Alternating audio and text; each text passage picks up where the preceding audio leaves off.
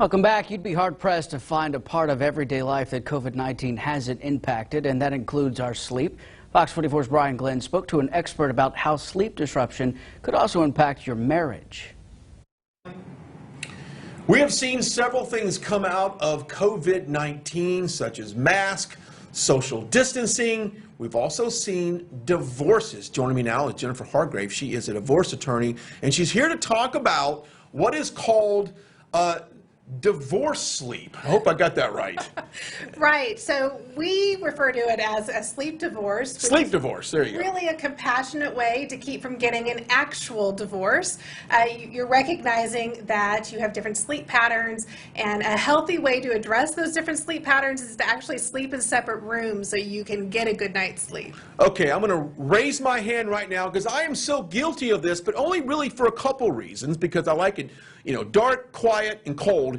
And normally that's not the room I normally sleep in, so I go elsewhere. But you've seen a rise in divorces since we've been really forced to spend so much time together.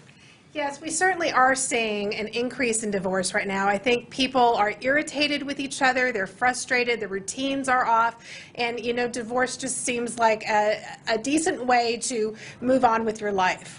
So you've got couples that are shifting their sleep patterns. Now, what is that doing to their actual relationship as far as staying, I guess, somewhat bonded?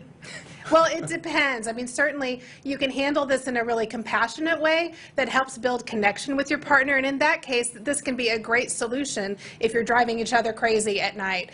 But also, I think it can also be handled in a way that can be really hurtful and feel like rejection. So if you feel like you need to be sleeping in a separate room, I would strongly urge that you have a compassionate conversation with your spouse. Do you think this is initiated by both spouses or one over the other?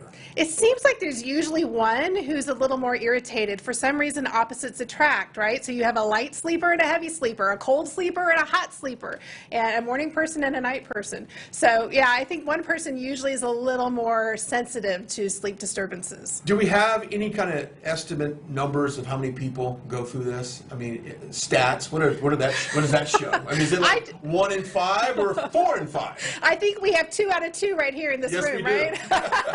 So my guess is that it probably is something that occurs in a lot of marriages. We just don't talk about it. It's embarrassing to say that my spouse and I sleep in separate rooms. It's just not the norm. Yeah, but it also goes back to, I don't require a lot of sleep, and I've always been randomly waking up at 3:30, 4 in the morning. So I don't want to disrupt everyone else in the house. So that's the reason why it works for me. So I actually use it as a tool to perhaps stay married. Because the world is crazy, and if I didn't do that, I would probably be on the street somewhere. And that's exactly the point, is that sleeping in separate rooms can be one of the most compassionate things you can do for your spouse. And I think if you approach it in a constructive way, it can actually help your marriage. All right, as we wrap it up, how many hours a night do you get sleep? I like a good 8 hours of sleep. Oh, God bless you. I'm lucky to get 4 or 5. Well, thank you so much for hanging out with us today. Thank you. I enjoyed being here. Absolutely.